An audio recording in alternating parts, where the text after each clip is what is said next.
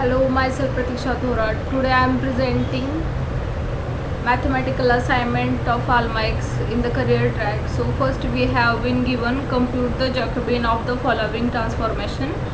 So we have been given x is equal to v divided by u and y is equal to u square minus 4v square. In this case it takes a two-dimensional vector u and v and maps it to the another vector xy. The expression for the x and y are given as x is equal to u width 2 minus 4v width 2, y is equal to y. So we are given a y directly, not as a function of u and v. For Jacobian we need to partial derivatives for the both x and y respect to u and v. So at first we are gonna find the derivative of x. So for that, sigma x divided by sigma u is equal to sigma divided by sigma u into the bracket u square minus 4v square is equal to 2a. Here we treat v as a constant here, and next sigma x divided by sigma u is equal to sigma divided by sigma v into the bracket u square minus 4v square is equal to a minus 8v. Here we treat u as a constant here, and now we are going to find the derivatives of y. Since y is given directly, it doesn't depend on u and v, so that's why we're gonna get sigma y divided by sigma u is equal to 0. Here any constant term with respect to a u will have a partial derivative of 0, and for sigma y divided by sigma v is equal to sigma divided by sigma v into the bracket y is equal to 1 by 2. Here we can take the constant term 1 by 2 outside the derivative. So constant of the Jacobian matrix, I have written the formula of Jacobian here. So here we can see sigma x divided by sigma u, sigma x divided by sigma v, and same as here sigma y divided by sigma u, sigma y divided by sigma v, and here we got the Jacobian, that is 2u minus 8v 0 and 1.5.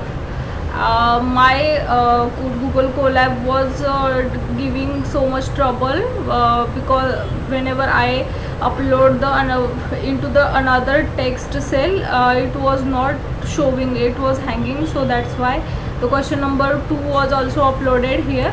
So we got the question number 2 of mathematical.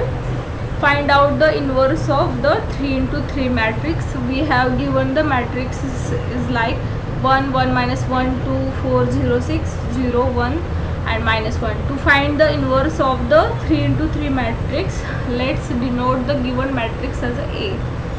Then the inverse of matrix A denote as a minus 1.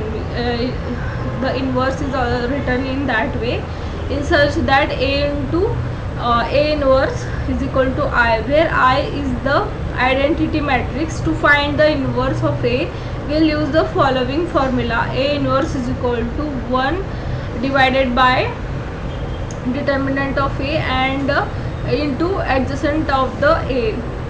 Determinant of A is the determinant of matrix A. ADJ into A is adjugate or adjoint matrix of the A. First let's find the determinant of A. So for that we have to get the as it is of that matrix, and using the cofactor expansion along with the first row. So here we have to 1 into 6, like this. We use the formula 0 into 6 and 1 into 6. We are using this one here, and we are getting this into here. As it is, we are getting this here by minusing the formula. I have to take the minus, and at the last 1 minus value, and at the last we have the plus value.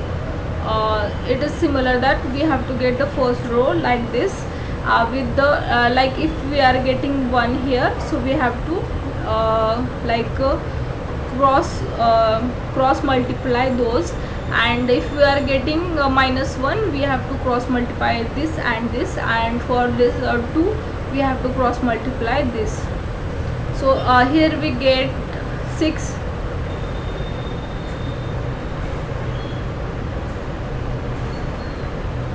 Now let's find the adjacent matrix. The adjacent matrix is the transpose of the cofactor matrix. So we have written formula here like C11, C21, C31 and as along, and we have the T in the power in the T, where Cij is the cofactor of the element at the ij minus position. So that's how we get those values. This is similar to the previous formula, and like that we get all the values. And so the adjacent matrix is the adjacent like 6 minus 3 14 minus 4 1 minus 8 minus 4 1 and 4. Now we can find inverse of A. So inverse of A is equal to 1 divided by derivative of A and adjacent A. So here we find the value. Here we got inverse of 3 into 3 matrix like this. Now we have 3 machine learning questions. The first one is why logistic regression termed as regression and not classification.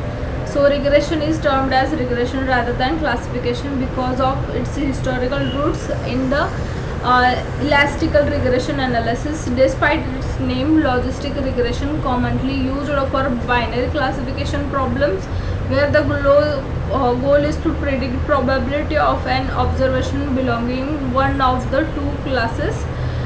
The term regression in logistic regression comes from its entirely mathematical formula. It is used a logistic function, also known as a sigmoid function, to model the relationship between the independent variables and the dependent variables. This function maps input in values to a range between 0 and 1, representing probability. Therefore, logistic regression predicts the probability that given input belong to a particular class.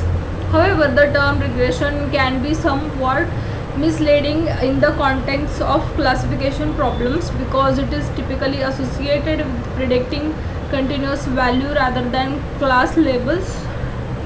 Nonetheless, logistic regression is widely used for binary classification tasks, and it is one of the fundamental algorithms in the field of machine learning.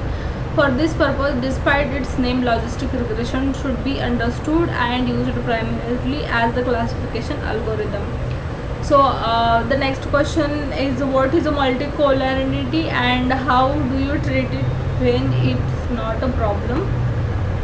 So multicollinearity refers to the situation in which two or more predictor variables in a regression model are highly correlated. In other words, multicollinearity occurs when there is a linear relationship between independent variables. This can lead issue regression analysis because it violates the assumption of independence among prediction. Here is how multicollinearity can manifest and its consequences. The first one is unstable coefficient, second is increased standard errors, then misleading interpretation, and to address multicollinearity several strategies can be employed like feature selection, combining variables, ridge regression or lasso regression. Then collect more data, orthogonal predictors, prediction basis explanation and domain knowledge. Overall, while multicollinearity can pose challenge in the regression analysis, its impact can be managed through careful model building techniques and consideration of the specific context in which the analysis is being conducted. The next question, the hyperparameter optimization is the process of finding best hyperparameters of a machine learning model to maximize its performance on a given dataset. Hyperparameters are parameters that are set prior to the training process and cannot be learned from the data. Common examples including learning rate in the neural networks, the depth of the decision tree, or the regularization parameter in a regression model. There are several strategies for hyperparameter optimization, just like grid search, random search, Bayesian optimization, evaluation algorithms, and gradient based optimization. Overall, the choice of hyperparameter optimization strategy depends on the specific characteristic of optimization problem, including the dimensionality of the hyperparameter space, the computational resources available, and the desired trade-off between the exploration and the exploitation. So thank you so much for reaching end, and thank you so much Alma Better to provide me this platform. Thank you.